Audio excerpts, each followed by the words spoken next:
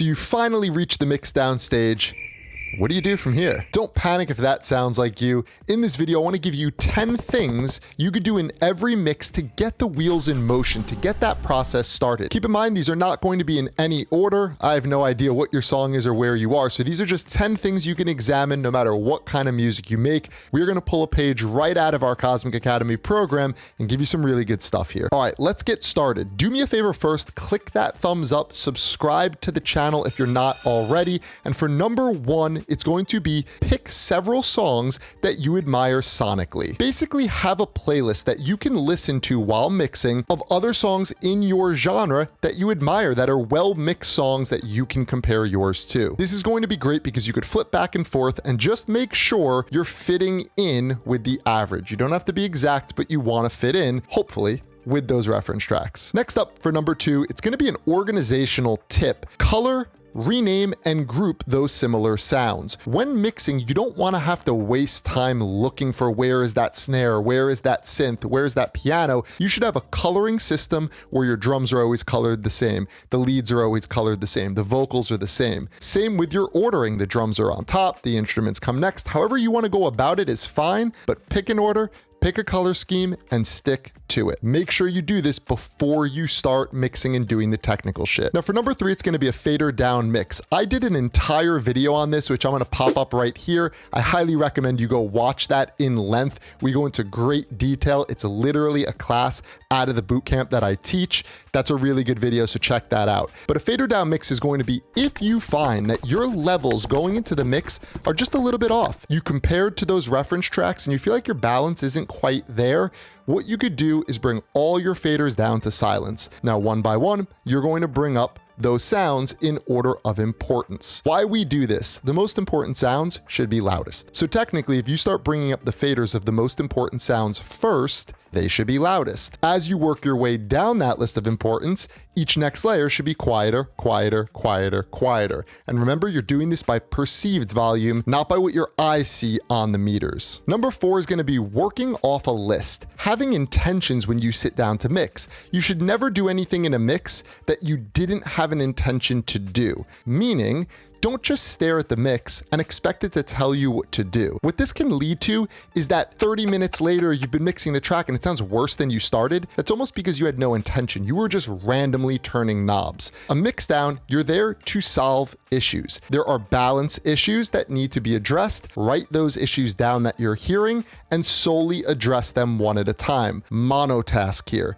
Do not multitask. Number five is going to be adding saturation to sounds. Now, how we're going to use this in a mix is sometimes instead of boosting something to color it or make it stand out, think about using saturation as an alternative. If you boost with an EQ, it's just raising the volume of what was already there. If you use saturation or a harmonic exciter, it can do the same effect where it's raising the volume in maybe that same mid-range or upper mid-range frequencies, but it's adding harmonic characteristics that weren't originally there. It sounds amazing. You can also use saturation to glue groups together. Just be a little more subtle on the group level than you would be on an individual basis. Number six is going to be removing any unwanted low end from sounds that just don't need it. Think of this like your hi-hats, your claps, some of the higher synth layers. They may have this like bullshit low end rumble if you look on a frequency spectrum analyzer. And if you see that it's sitting below 100 hertz, ask yourself, do you really need anything below 100 hertz on a hi-hat or a clap?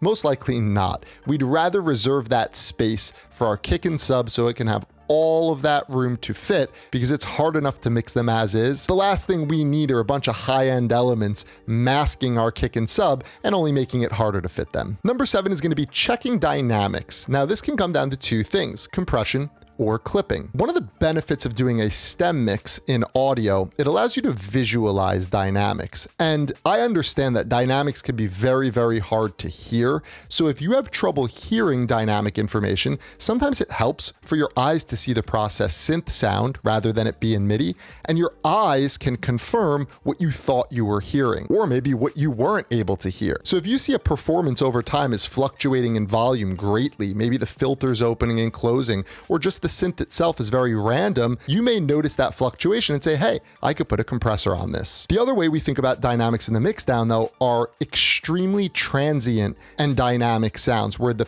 peak volume is excessive. In these instances, it could be too fast for a compressor. This is where clipping comes into play. You could try hard clipping or soft clipping to tame these peaks. Number 8 is going to be to utilize your stereo field. You have the ability to play sounds in the center, in the left, in the right. You could have sounds in the front or in the back of the mix. It's very important though to space out these sounds. Left-right panning is great when you have similar sounds competing for the same frequency space. You could put one a little left, one a little right, and it allows the ear to separate the two instruments. Front to back works better based on importance. Typically, the important sounds are louder, more up front. The bullshit secondary sounds are quieter and further in the back of the mix. Number 9 is one of my favorite things I get to do in a one-on-one with the students is go through and see how they use reverb in their mixes. Typically, most people use way too many different reverbs in one mix, and this can create a lack of continuity, but you also lose control over your space. There's a lot of different decay times and lengths in different spaces. What I would recommend is going into a mix,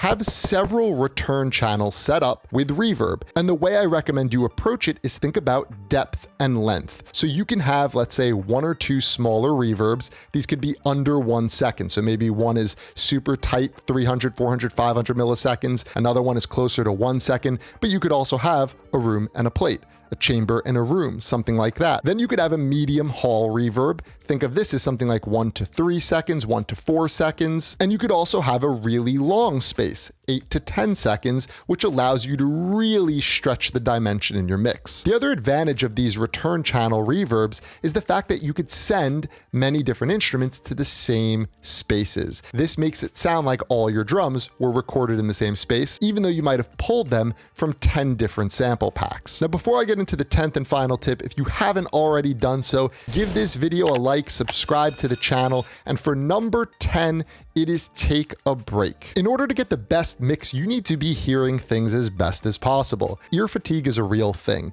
If you've been sitting there blasting that music for a while in headphones on your speakers, your ears get tired. Take a break every 45 minutes to an hour, get out of the room you've been listening in, get fresh perspective, come up with a new list, and get back after it. So to quickly recap the 10 things you can do in every single mix. Number 1 was find several songs you admire sonically. Number 2, organize your project, color, rename, all that good stuff. Number 3 was the fader down mix. Number 4, working off a list, having a purpose behind everything you do. Number 5 is adding saturation or harmonic exciters to some of your sounds. 6 was removing any unwanted low end frequency. 7 is checking your dynamics, compression or clipping. Number 8, take advantage of the stereo field. Number 9 is setting up those reverb return channels with a short, medium, and long. And number 10, taking a break and resting your ears. I hope this list was helpful. If you're ever looking for more and you would like to work with us, you'd like to join the artist development program, there's going to be a link in the description below. But until the next video, I will catch you soon.